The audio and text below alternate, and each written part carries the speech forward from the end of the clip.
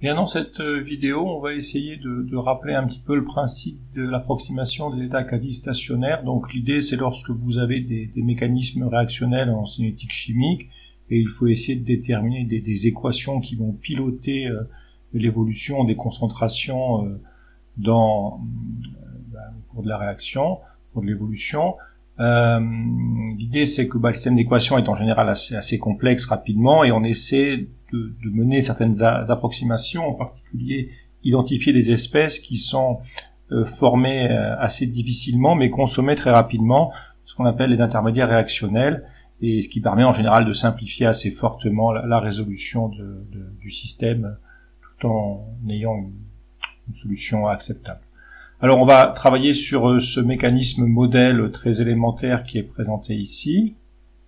Donc on a simplement une entité A qui se transforme en l'entité B avec une constante de vitesse K1, et ensuite l'entité B qui donne l'entité C avec une constante de vitesse K2. On suppose qu'au départ on a uniquement, donc au départ on va supposer que seule l'espèce A0 est présente et que les espèces B et C ne sont pas présentes pour l'instant. Et à ce stade, je ne fais aucune hypothèse sur les valeurs de K1 et K2 respectives, d'accord. Simplement, ce que je suppose, c'est que là, on a bien à chaque fois des actes élémentaires, d'accord. Donc, je suppose qu'on est bien en présence d'actes élémentaires.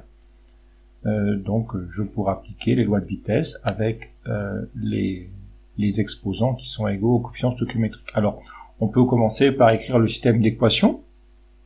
On va écrire le système d'équations ici. Alors, comment évolue la concentration en A? Eh bien, la concentration en A évolue parce que A est consommé par la réaction 1. Et d'après la loi de vitesse et l'acte élémentaire, on a donc bien sûr un signe négatif parce que la concentration A doit diminuer. K1, concentration en A. Pour l'espèce B, alors l'espèce B apparaît dans deux processus, donc il faut bien avoir deux termes, d'accord. L'espèce B est créée par le processus 1, donc K1A avec un acte élémentaire, et est consommée par le processus B, donc K2, la concentration en B. Enfin, l'espèce C, elle apparaît du fait que B est présent, et simplement avec la constante K2, donc K2B. Donc voilà le système d'équations. Donc, qui n'est pas très dur à étudier, enfin, c'est le principe. Éventuellement, il faut juste corriger si vous avez des coefficients stoichiométriques, donc des facteurs qui apparaîtraient, mais l'idée est ici. Alors maintenant, comment résoudre ce système? Donc bien sûr, il faut ce système avec les conditions initiales. Donc on a ce système avec les conditions initiales précédemment indiquées. Alors la résolution n'est pas tout à fait triviale, mais enfin, je vais juste présenter les grandes lignes. On commence par déterminer la concentration A. Bon, là, vous avez une équation différentielle du premier ordre à coefficient constant. Donc, il vous suffit simplement de déduire très simplement la valeur de A. Je n'y reviens pas, mais c'est assez élémentaire. Ensuite, une fois que vous avez trouvé A, vous reportez dans la seconde équation. Et vous voyez que vous avez une équation différentielle qui fait apparaître la dérivée de B et une fonction du temps. Donc, en fait, vous aurez d de B sur dt plus K de B égale K1 à 0 exponentielle K1t. Donc on peut résoudre ceci avec ce qu'on appelle la méthode de variation de la constante. Je ne vais pas le faire ici, où vous prenez l'expression qui est écrite ici et vous trouvez B. Enfin, ça reste quelque chose d'assez accessible. Et une fois que vous avez B, vous reportez dans la dernière équation et vous intégrez des exponentielles, ce qui reste assez élémentaire, et vous trouvez la troisième solution. Bon, vous voyez que déjà, alors qu'on a pris vraiment un système extrêmement élémentaire, A donne B donne C, sans équation retour, sans coefficients stoichiométriques, sont plusieurs espèces à chaque fois, on commence déjà à avoir une résolution qui est non triviale. Si on avait voulu la faire, il nous aurait fallu sûrement un petit quart d'heure pour résoudre ceci. Voilà, donc on constate que même sur un cas simple, ça devient vite un petit peu compliqué. Alors regardons un petit peu les résultats. Bon, j'ai représenté ici un premier exemple où on regarde au cours du temps, donc les unités sont un petit peu arbitraires, ce qui compte c'est le rapport de K2 et K1, donc là je fais un premier cas où je représente K2 égale 2K1, donc je choisis pour l'instant une valeur de K2 qui vaut 2 fois, donc qu'est-ce que je représente? Donc pour K2 égale 2K1 dans les deux cas, je représente d'une part les concentrations au cours du temps et les dérivées des concentrations au cours du temps.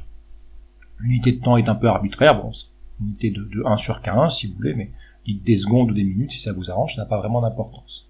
Alors on va regarder un petit peu les solutions. Bon ben pour la concentration A, on a une loi d'exponentielle décroissante, donc on part d'ici, voilà, et puis on décroît classiquement selon une exponentielle décroissante, donc rien de particulier pour A.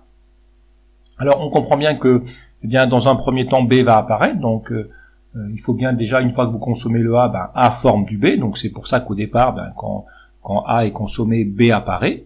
Et on voit bien que C va pas démarrer tout de suite. Nous avons ici, hein, si on regarde ici, nous avons ici un démarrage en tangente horizontale pour le C ici, vous voyez. Alors ça, c'est logique parce qu'en fait, le C peut pas démarrer tout de suite, parce que pour former du C, il faut déjà qu'il y ait du B. Donc il faut d'abord que B apparaisse, et une fois que B est apparu, alors C peut commencer à apparaître. Voilà. Et si on regarde, bon, on a ici les dérivés qui sont présentés, mais je m'en servirai surtout pour le second cas. Voilà, donc là, bon, c'est un cas un peu quelconque, où K2 est de l'ordre de K1, et on a ces courbes-là, avec la phase, il faut former du B pour pouvoir ensuite remplir du C. Voilà. Alors maintenant, si on prend un second cas, où on va supposer que K2 égale 10 fois K1, alors ça, c'est une situation où, en fait, eh bien, en fait, K2 est beaucoup plus grand que K1, ça a pour conséquence que, en fait, B va être consommé beaucoup plus rapidement qu'il est formé. Donc c'est en quelque sorte difficile de former B, mais ensuite, une fois que B est formé, il est consommé très rapidement.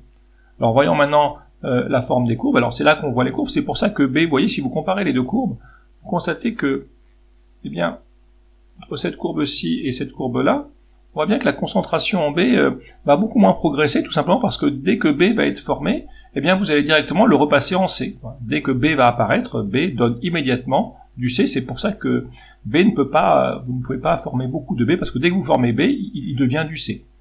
Voilà. Et donc bien sûr, C apparaît aussi beaucoup plus rapidement que tout à l'heure, il démarre beaucoup plus vite C que tout à l'heure. Par contre, la courbe de A n'est pas modifiée. Et donc, en termes de dérivés, eh bien, on voit que, à part une phase initiale, bien sûr, dans un premier cas, vous êtes bien dans cette première phase-là que je peux assurer. Hein, dans une première phase, vous êtes bien obligé de former du B. Vous n'avez pas de choix. Si vous ne formez absolument pas de B, vous ne pourrez jamais démarrer la formation de C. Mais à part cette phase d'initiation où vous formez le B, ensuite B se maintient à une valeur quasi constante avec une dérivée qui est très faible par rapport aux autres. D'accord, la dérivée de B' à partir de ce moment-là reste très faible par rapport aux autres dérivés en valeur absolue. Et donc en fait, il y a juste une phase d'initiation, il faut former du B, et ensuite le B se maintient à un niveau très faible. Et en gros, ce qui se passe, c'est que on voit l'idée, si on a cette idée-là, on a A donne B, donc il faut bien sûr former au début un peu de B. Et ensuite, on va quasiment passer de A à C. Enfin, on a A et donne B, et immédiatement, on forme le C. Pardon. Voilà pour l'idée. Alors, l'idée, c'est ça qui nous mène à faire une approximation pour la suite.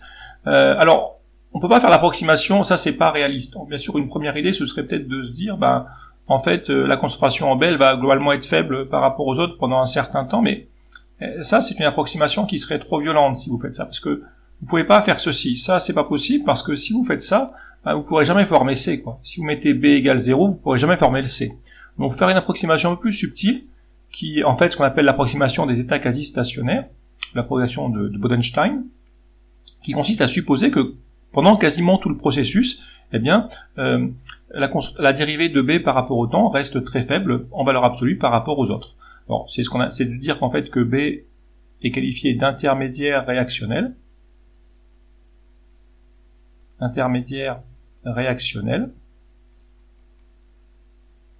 Qui est, donc, il est formé difficilement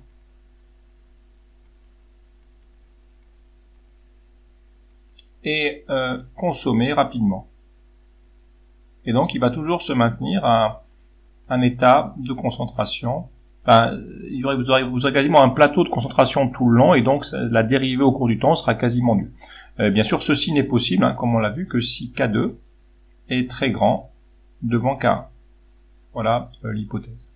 Alors, si on fait cette hypothèse-là, bon, bien sûr, la résolution devient beaucoup plus simple, parce que si vous faites cette hypothèse-là, donc reprenant l'équation d de B sur dt, donc réécrivant maintenant, donc dans ce cas simplifié, reprenant le système d'équations, donc on réécrit d'abord la vraie forme, enfin, l'expression de d de B sur dt, qui vaut K1A moins K2B, moins K2B. Et donc, si vous faites l'approximation, donc, ici, d'accord, donc je reprends l'approximation des états quasi stationnaires, et donc je vais supposer que la dérivée qui est ici reste quasiment nulle au cours du temps, et donc vous voyez que dans cette hypothèse-là, qui n'est bien sûr qu'une hypothèse et qui nécessite cette hypothèse-là, vous aurez que K1A, eh bien, sera voisin de K2B. Et en particulier, maintenant, si on reprend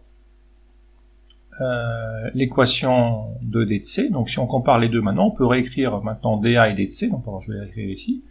Or, on sait que D de A sur dt, c'est moins K1A, et D de C sur dt, c'est K2B. Et donc, ceci, ça entraîne assez clairement, avec la relation au-dessus, hein, que K1A c'est moins K2B, c'est K2B, pardon, on voit que D de C sur dt, hein, c'est moins D de A sur dt. Alors là, maintenant, ça se comprend très bien, parce que, si vous voulez, vu que B reste quasiment à un niveau constant, eh bien, vous avez A, B, c'est l'intermédiaire réactionnel C, et en fait, vu que B est formé difficilement et immédiatement consommé, et il reste à un niveau, enfin, quasi constant, bah, en fait, c'est une fois que la phase d'initialisation est finie, donc après cette petite durée initiale, eh bien, l'idée, c'est que, en fait, chaque B formé donne immédiatement un C, donc c'est comme si vous passiez directement de A à C. Et donc, si vous passez directement de A à C, bah, vous voyez bien que chaque fois que A disparaît, si vous avez 1 millimole de A qui disparaît chaque seconde, bah, ça fait 1 millimole de C qui apparaît chaque seconde, d'où l'équation qui est là.